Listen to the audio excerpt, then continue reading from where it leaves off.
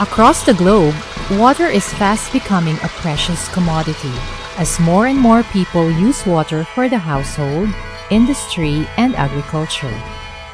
Rice uses up the most amount of water in agriculture, with almost half of the world's population depending on rice as their staple food. By 2025, 15 to 20 million hectares of irrigated rice fields may suffer from water scarcity. To address this problem, scientists have developed a technique called alternate wetting and drying, or AWD, which uses less water to grow rice. AWD is a water-saving technology that lowland rice farmers can apply to reduce water use in irrigated fields. In AWD, the rice field is allowed to dry for a number of days before being flooded again. Hence, the field is alternately flooded and left dry. The number of days that the field can be left dry depends on the soil type and other field conditions.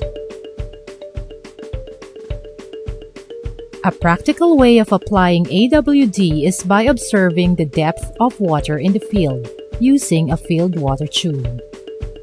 After irrigation, water level will gradually decrease. When the water level has dropped to 15 centimeters below the soil surface, the field should be reflooded to a depth of 5 centimeters. Allowing the water in the field to drop to 15 centimeters below the soil surface before irrigating again is called safe AWD. The 15 centimeter limit will not cause any yield decline, since the roots of the rice plants will be able to take up water from the saturated soil and the perched water level in the surface. The field water tube helps farmers see the hidden source of water. Safe AWD irrigation can be started a few days after transplanting or when the direct-seeded rice crop is already 10 centimeters tall until first heading. When many weeds are present in the early stages of crop growth, safe AWD can be postponed for 2 to 3 weeks until the weeds have been suppressed by the ponded water. Local fertilizer recommendations for flooded rice can be used. Apply nitrogen fertilizer, preferably on the dry soil just before irrigation.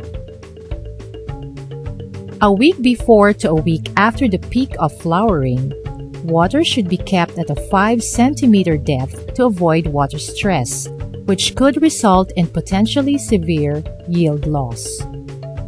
After flowering and during grain filling, apply safe AWD again.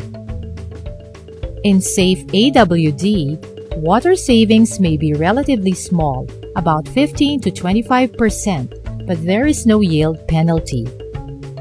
Once farmers are confident that safe AWD does not reduce yield, they can experiment by lowering the threshold level to 20, 25, 30 centimeter depth or even deeper before irrigation. The field water tube can be made of a plastic pipe or bamboo or other indigenous materials that will help farmers see water below the soil. Cut these materials to a 40 centimeter length with a diameter of 15 centimeters or more to easily see the water level inside the tube. The bottom 20 centimeter length of the tube should be drilled with holes on all sides. Holes should have a diameter of about 0.5 centimeter each and spaced about 2 centimeters away from one another.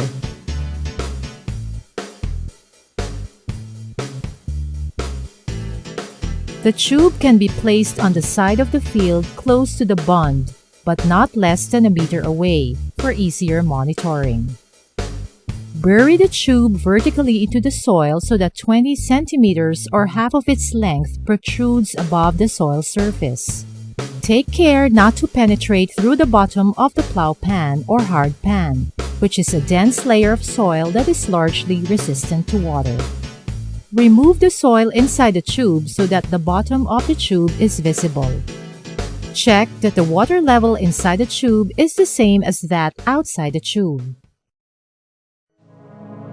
Alternate wetting and drying, or AWD, is already a mature technology that can be readily used by farmers.